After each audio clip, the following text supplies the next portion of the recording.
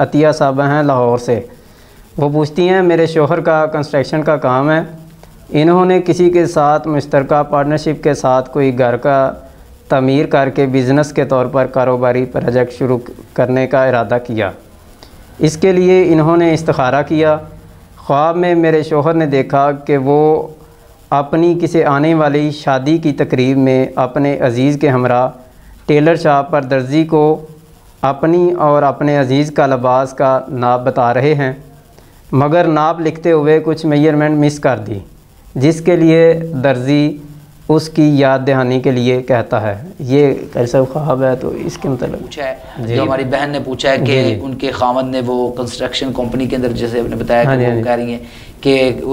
کسی کے ساتھ مشترکہ کام شروع کیا ہے اور پھر اس دوران استخارہ کیا، تو یہ بہت اچھی بات ہے۔ یہ میں باقی لوگ ان کو بھی کہوں گا کہ اچھا کیا انہوں نے استخارہ کیا ہے۔ باقی لوگوں کو بھی یہ کہنا چاہتا ہوں اس پروگرام کے توسط سے، جب بھی کوئی کام کریں تو استخارہ ضرور کریں۔ رسول اللہ صلی اللہ علیہ وسلم صحابہ کرام رضوان اللہ اجمعین کو استخارے کی دعا اس طرح یاد کرواتے تھے جس طرح قرآن مجید کی سورت یاد کرواتے ہیں، لیکن استخارے کے متعلق ہمارے یہاں غلط فہمیاں پائی جاتی ہیں۔ ٹھیک ہے، وہ غلط فہمیاں کیا ہیں کہ جی رات کو آپ نے سونے سے پہلے 2 رکعتیں پڑھنی ہے، پھر دعا استخارہ پڑھنی ہے، پھر کسی سے بات نہیں کرنی، پھر بس سو جانا ہے، پھر خواب میں آ جائے گا۔ یہ سب باتیں حقیقت کے خلاف ہیں۔ رسول اللہ صلی اللہ علیہ وآلہ وسلم نے ایسی کوئی بات نہیں بتائی۔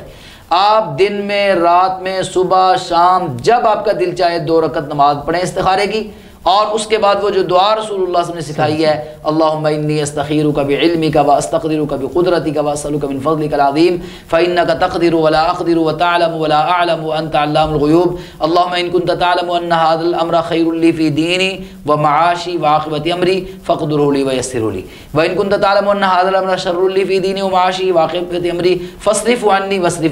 واصرفنی عنہ واقدر لی الخیر حیث کان ثم ارضنی بی۔ یہ دعا ہے، دعا استخارہ یاد کر لیں، اور یہ دعا بار بار یہ آپ پروگرام دوبارہ ریوائز کر کے بھی دیکھ سکتے ہیں اور یاد کر سکتے ہیں۔ یہ دعا پڑھیں۔ اس کے اندر آتا ہے ان ھذا الامر، اگر تو عربی زبان جانتے ہیں تو ھذا الامر کی جگہ پر آپ وہ کام بول دیں، نہیں تو نیت کر لیں، ارادے اللہ تعالیٰ تو جانتے ہیں نا، سوچ کے ان ھذا الامر ہی کہہ لیں، اللہ تعالیٰ کو پتہ ہے کہ اس کام سے کیا مراد ہے جو آپ کے دل کے اندر ہوگا، تو آپ پڑھ لیں۔ اس کے بعد سونا ضروری نہیں، اس کے بعد خواب آنا ضروری نہیں۔ استخارہ کا مطلب ہوتا ہے اللہ تعالیٰ سے مشورہ کرنا، جس طرح ہم دوستوں سے مشورہ کرتے ہیں اس طرح اللہ تعالیٰ سے مشورہ کرتے ہیں۔ اگر وہ کام ہمارے حق میں ہے بہتر، اللہ تعالیٰ راستے کھول دے گا، اور اگر ہمارے لیے بہتر نہیں ہے تو اللہ تعالیٰ راستے بند کر دے گا، ہمیں اللہ تعالیٰ سکون عطا فرما دے گا۔ رکاوٹیں آتی ہیں، ہاں جی، رکاوٹیں آ جائیں گی کوئی، اور ہمیں اس کام کے نہ کرنے میں سکون مل جائے گا۔ تو اگر کرنے میں سکون مل جائے، رکاوٹیں نہ آ رہی ہوں، تو پھر اللہ تعالیٰ کی طرف سے اشارہ ہوتا ہے کام ہو رہا ہے۔ اچھا، اگر اللہ تعالیٰ خواب دکھانا چاہیں تو وہ تو دکھا سکتے ہیں، جس طرح ہماری بہن نے کہا کہ خواب آیا۔ تو اب یہ جو خواب آیا ہے اس کے اندر جو بات تعبیر جو اس کی ہے وہ یہ ہے کہ یہ جو کمپنی کے اندر اشتراک یا کمپنی بنا رہے ہیں یا وہ مشترکہ کام کر رہے ہیں، اس کے اندر ایک وہ خرابی یہ کر رہے ہیں کہ وہ اس میں نا لکھ پڑھ نہیں رہے